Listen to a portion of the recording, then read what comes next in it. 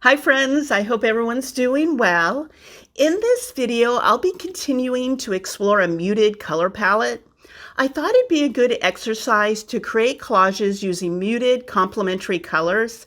Since I like collages that have light, mid, and dark values, I'm giving myself some leeway with each color group.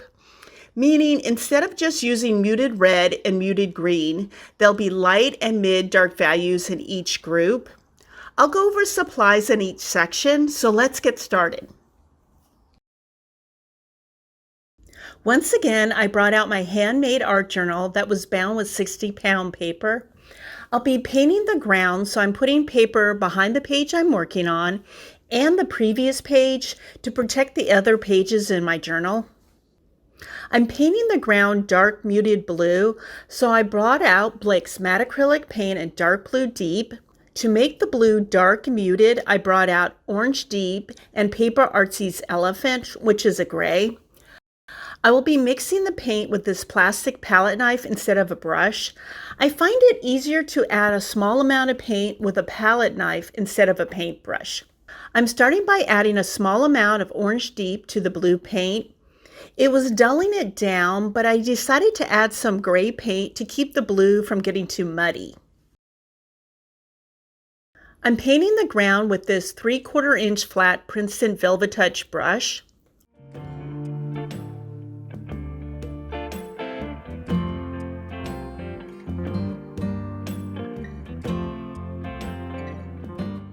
To make sure the ground is muted enough, I took a swatch of the dark blue deep paint to compare it to the painted ground. It looks muted, but I'll check it again once the swatch is fully dried. I'm still enjoying using that scratch painted technique from my previous videos. I brought out this blue light paint to use as the base color, then add Orange Deep and Elephant, the gray color, to dull it down. I find it's easier to start with a light blue paint out of the bottle, then mix white into the blue, then add the orange and the gray to dull it down. This collage will have a cruciform composition, so I'm applying the paint along the right side of the substrate. Only part of the cruciform will have the scratch painted technique. If I did this technique to the whole ground, it'd be too busy in my opinion. A quick check to make sure the paint is muted enough, and it is. Now on to adding blue and orange papers to the collage. The only additional supplies I'll be using are a glue stick and scissors. Since the ground is blue, I want to start by adding orange papers. As I edit this video, I noticed that the first orange paper doesn't look as muted as it does in real life. It could be the lighting or that it's next to other orange papers that are very muted. I have mentioned it before, but it bears repeating for this video. It's that parts that make up the cruciform shape should be uneven. These elements will have different lengths and widths.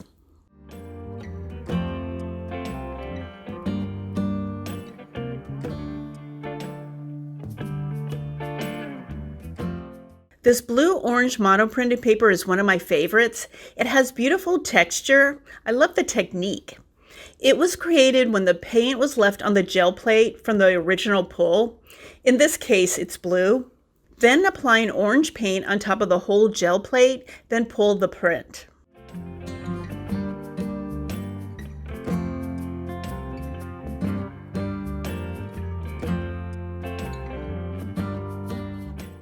I decided not to glue it down right away.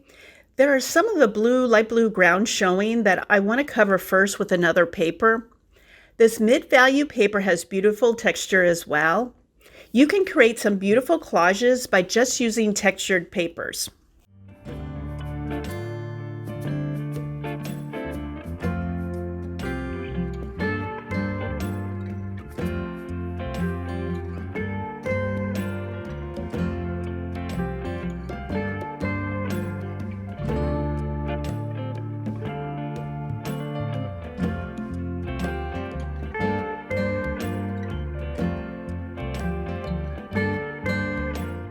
I debated about using the same texture blue paper for the top vertical element because there's only blue in this area. It's mid-tone in value, which is different enough from the dark and the light blue painted areas. Also, I'm adding this small muted orange paper, which helps to break up all the blue area. Sometimes just adding an accent paper is enough to balance the area of a collage. Also, I needed to start adding smaller elements to the collage.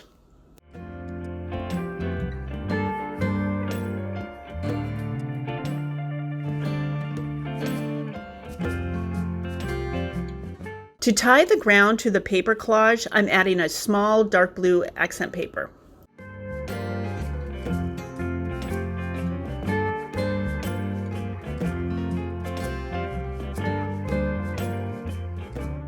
I love this light blue with orange striped paper.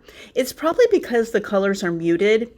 Tearing the paper so the stripes are horizontal on this vertical element adds an interesting detail. It's good to note that how you tear or cut a pattern paper is something to think about when collaging. Something this simple can add an interesting detail to that area of the collage and the collage as a whole. I'm going to leave this light orange element as is. It adds to the unevenness of the collage that I find interesting. Here's the finished collage. I'm happy with the way it turned out. On to the next one.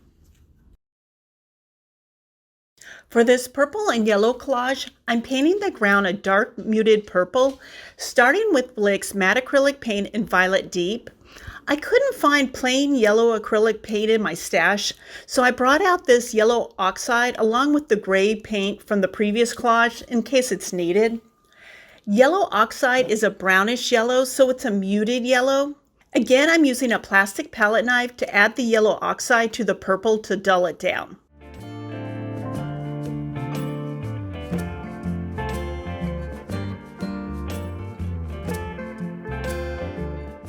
I made a swatch of the Violet Deep to compare it to the ground color to make sure it's muted enough, and it is.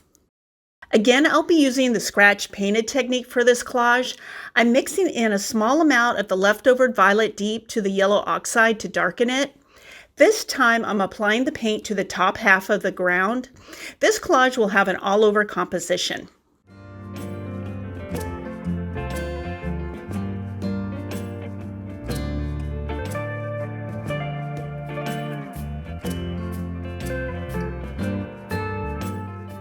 Since the ground is dark, I wanted to start by adding 2 pieces of this light muted yellow paper. I think it contrasts nicely with the dark yellow oxide area. Also, by placing another piece partially on the top and bottom areas of the collage, it ties both of these areas together. This helps to make the collage balanced and cohesive at this early stage.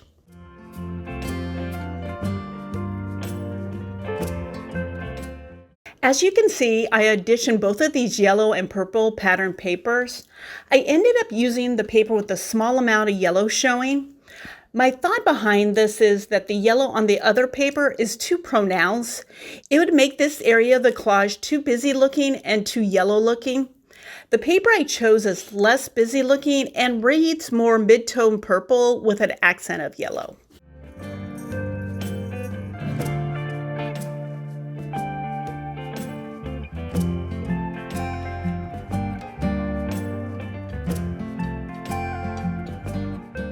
I was a bit uncertain about this yellow with the thin purple stripes, so I didn't glue it down right away. Also, I wanted to addition papers that could be placed under it in the lower half of the collage. I chose to use this purple and yellow paper that didn't work for the top half of the collage, since the lower half has a solid purple ground. Adding a paper with a strong yellow pattern will work in this area.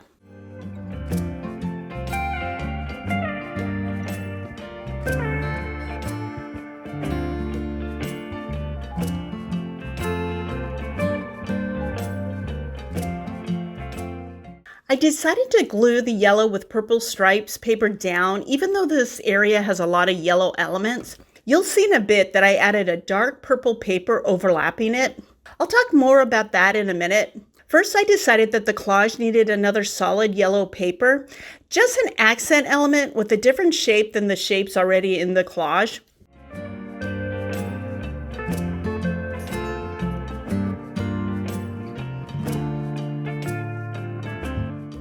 To tie the top half of the collage to the bottom half, I decided to add this solid purple element.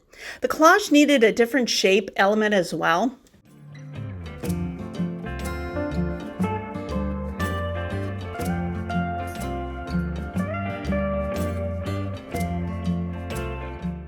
Now on to the dark purple element that overlaps the yellow with the purple stripe. This placement isn't right in the middle, but it's in an area that I felt needed a dark purple element to balance the collage.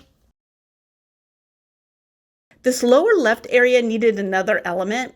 A small accent of this light leaning purple fits into this area that has a very light yellow and a very dark purple.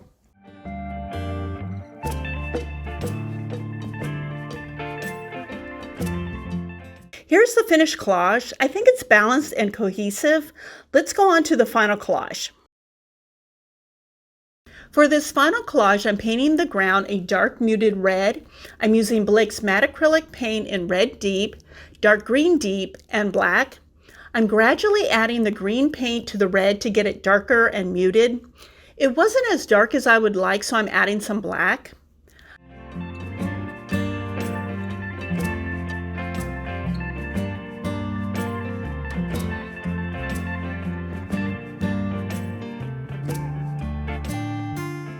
I tested it on a piece of paper for a quick look to see if it's close to the right shade. I know it can dry differently, but I thought it would give me an idea of how it would look. I decided to paint the ground with it. I'm glad I did after seeing the dried colored ground. I haven't used a geometric composition in a while, so I decided to use it for this collage. I wanted to mention that I left this color combination for the last one because it's challenging for me. I'm starting by cutting a large uneven circle out of this textured green paper. My plan is to use large elements because I thought it'd make it easier to create this collage with this challenging color combination. I'm using this negative space scrap as a guide for the shape that will have the scratch painted technique. I had this white pencil out from my previous video, so I decided to use it to mark the shape.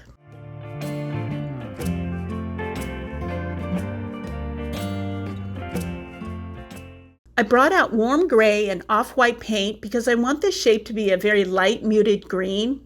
I decided to start by adding some of the dark green deep that was left on my palette to the warm gray. It wasn't light enough, so I started to add some of the off-white to it.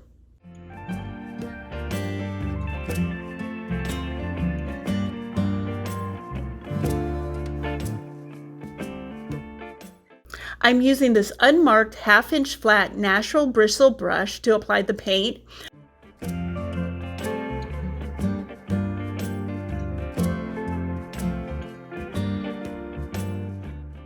I'm using the same thin handled brush to scratch the paint off. After the paint dried, I started working on the collage again. When I create geometric collages, I like to include at least one arch element. It's a shape that I find ties the other elements together, especially when it slightly overlaps another element.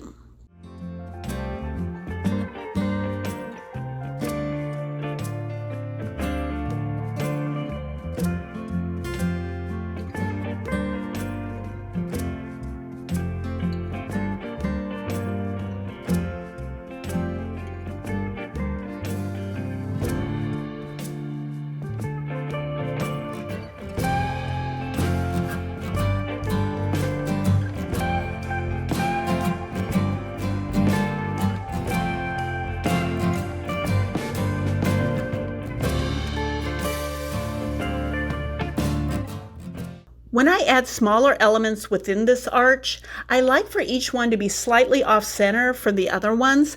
I think it adds an interesting detail. This very light red with some green marks is another ghost print. I decided on this area that had very little green because I wanted to read as very light red. It adds contrast to this section of the collage. At this point, the only other light element is the scratch painted element.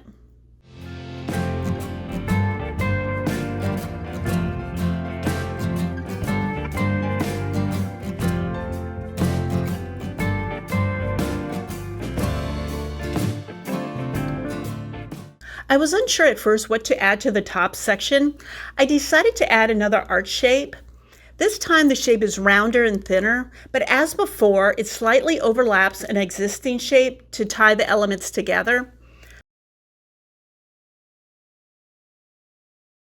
Not quite mirroring the elements within the other arch, but I'm adding smaller arches in this one as well. Adding more of these shapes within a shape does tie the top half of the collage to the bottom half.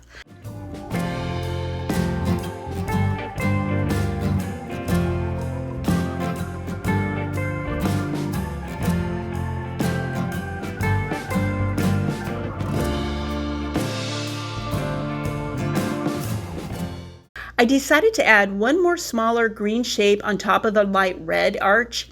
To my eyes, the shape looked a bit unfinished without it.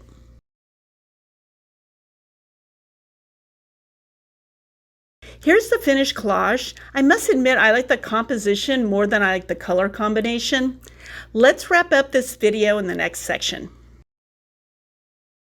Creating these muted complementary colors collages was a good exercise for me. This blue and orange collage is my favorite out of the three. Part of the reason is that it has my go-to composition. Also, I like the contrast between the solid muted dark blue ground and the muted light blue scribbled ground. One more thing, I like these two elements together. This purple and yellow collage is my second favorite. As I mentioned previously, it's balanced and cohesive. I'm starting to like this color combination more than before. These two colors together used to look a bit awkward to me, not so much anymore. As I mentioned during this collage section, this color combination is not my favorite. Maybe if I used it more often, it would grow on me. I do admit that overall, this collage turned out to be balanced with enough light, mid, and dark values, and it's cohesive. I hope you enjoyed watching me create these collages. Please let me know if you have any questions. I appreciate you taking time out of your day to watch this video. See you in the next one. Take care.